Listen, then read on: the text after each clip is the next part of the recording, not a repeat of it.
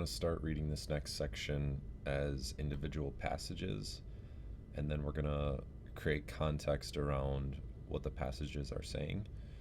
I could read straight through them and just kind of let you guys pick them apart, but this will kind of be a new way of looking at something that might be simple. And I think this first one's going to be a pretty good example of that. The 1.1 reads, "From my grandfather Varus, I learned about nobility of character and a steadfast temper."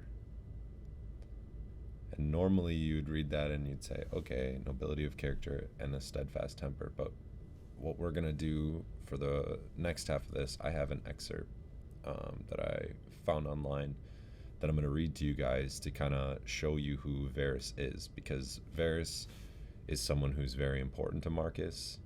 Definitely was part of his entire coming to the throne. Marcus refused the throne unless a Varus could rule with him. So very high opinion of him. Varus wasn't a politician like Marcus was, but he was definitely an advisor for Marcus. So let's go open up this passage here, and I'm just going to read the whole thing, and you can kind of sit back, sip your coffee or whatever in the morning, and let's get into it. Lucius Verus was born on the 15th of December, 130, in Rome. His father was Lucius Aelius Caesar, the adoptive son of the Emperor Hadrian, and his mother was Avida Platuia. Varus was the eldest of 4 children. He had a brother and 2 sisters. His father may have gone on to become the Emperor of Rome after Hadrian, had he not died too soon. His death in 138 left Hadrian with no choice but to seek another suitable heir, which he found in Antoninus Pius.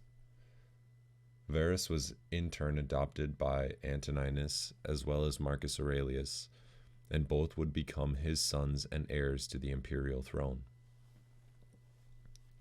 Varus spent much of his youth in education, training for the day when he and Marcus Aurelius would succeed Antoninus Pius. He was skilled at poetry and oratory. In 153, he began a political career, starting as a quaestor and reaching the rank of consul in 154.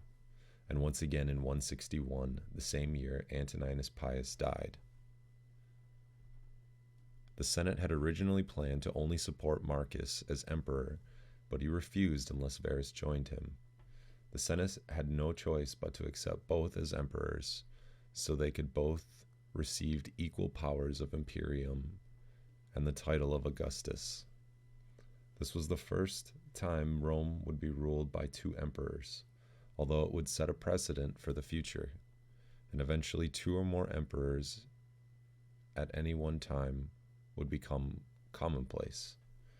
To solidify their joint rule, Marcus had his daughter, Annia Lucilia, betrothed to Varus, and years later they would have 3 children together. Varus was the lesser of the 2 emperors, though. He looked up to Marcus Aurelius as he had more experience in governance than he did.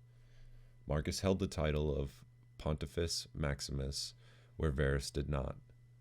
However, their arrangement seems to have been prearranged, and it did not bother Varus to serve Rome in this capacity. Varus and Marcus gave each soldier in Rome's military a large sum of money upon their ascension, which had been standard practice since the reign of Claudius over 100 years prior. This was to reinforce good relations between the imperial family and the military and reduce the chance of any coup or rebellions. Varus and Marcus decided to double the amount given to the military on their ascension. After the initial affairs of state had been sorted out, the 2 emperors conducted a grand funeral for their predecessor, Antoninus Pius. His body was cremated at the Campus Martius, or field. Antoninus was subsequently nominated for dedication by Varus and Marcus, allowing him to join the previous emperors of Rome in the realm of the gods. The emperors faced one major natural disaster in their early reign. In the spring of 162, the river Tiber flooded due to excessive rainfall and flooded the local farmland as well as much of Rome. Buildings and crops were destroyed, and many animals died in the flood, resulting in widespread famine throughout Rome. Both emperors devoted themselves to solving the crisis and kept those affected fed and sheltered. While their joint rule started off well, Marcus and Varus would soon face trouble in the east. In the summer of 161, the king of Parthia, Vologases IV, launched an assault of Armenia, successfully conquering it and installing their own puppet ruler. Armenia was a client state of the Roman Empire, and so they could not be idle as it was taken over by hostile forces. A counterattack was launched by the governor of Cappadocia, Marcus Sedadius Severinius, who was an experienced general. However, he sought glory for himself and led his legion unwittingly into a trap. His legion was totally destroyed, and he committed suicide before the Parthians could take him. Varus and Marcus dispatched Marcus Stadius Priscus, the current governor of Britain, to the east in order to replace Severinius. The solution in the east was so dire that the two emperors issued a command to all governors on frontier provinces to refrain from conflict if possible,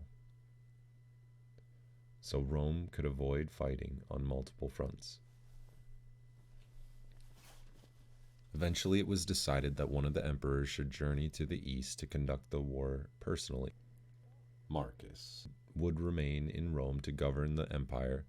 Varus departed the city at the end of 161 as a new rebellion in Syria was forming. He took an entourage of distinguished generals and officials with him who had a great wealth of knowledge of Eastern affairs to make up for his own inexperience. En route to Brundisium, Varus was struck by illness, possibly a stroke, at Canossa.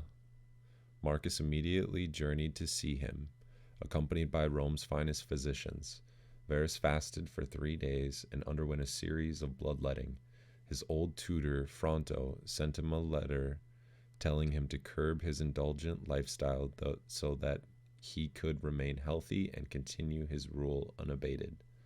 By the summer of 162, Varus had boarded a ship to Greece, where he continued his journey eastward, traveling through Athens, Erythrae, Cilicia, and finally Antioch.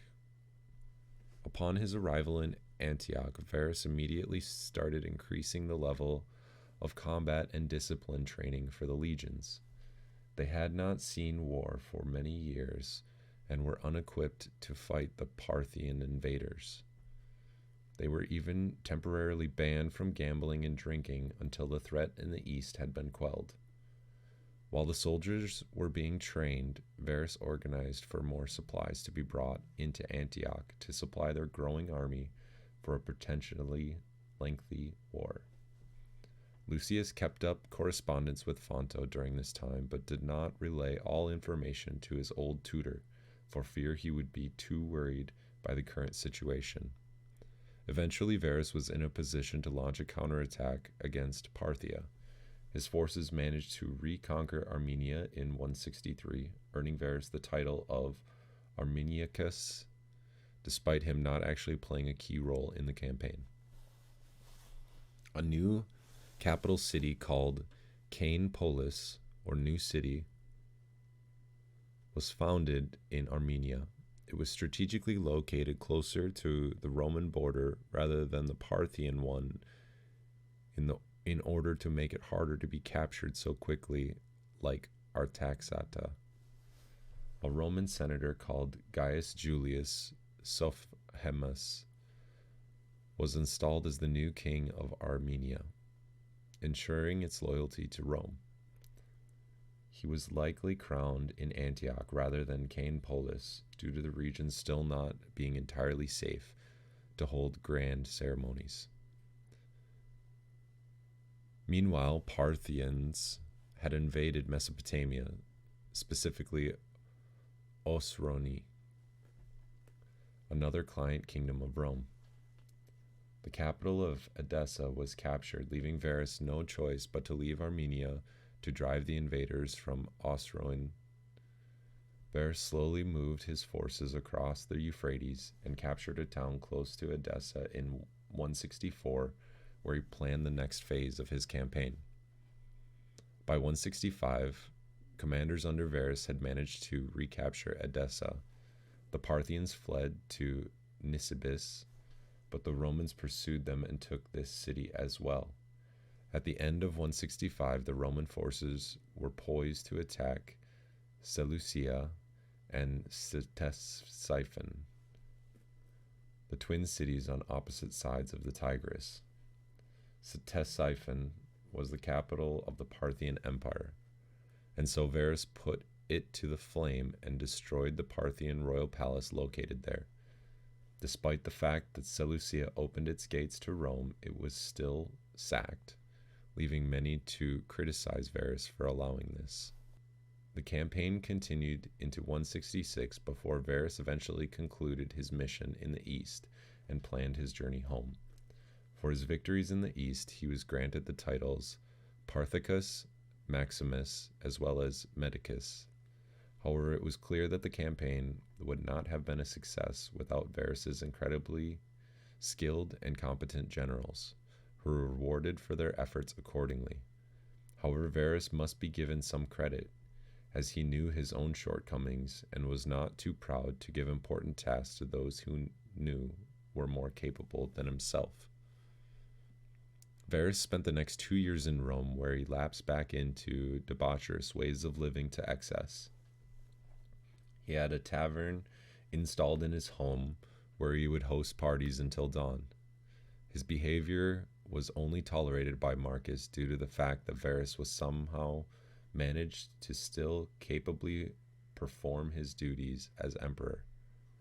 His time relaxing in Rome would come to an end in 168 when the Marcomanni tribe invaded the Roman Empire through the Danube.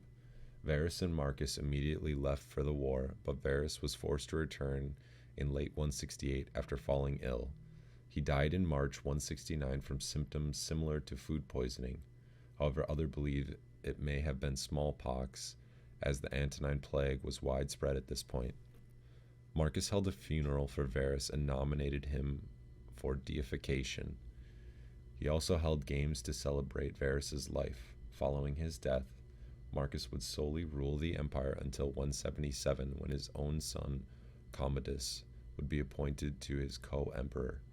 Macus would die in 180, and Commodus would rule until 192, when he was assassinated, ending the Nerva Antonine dynasty once and for all.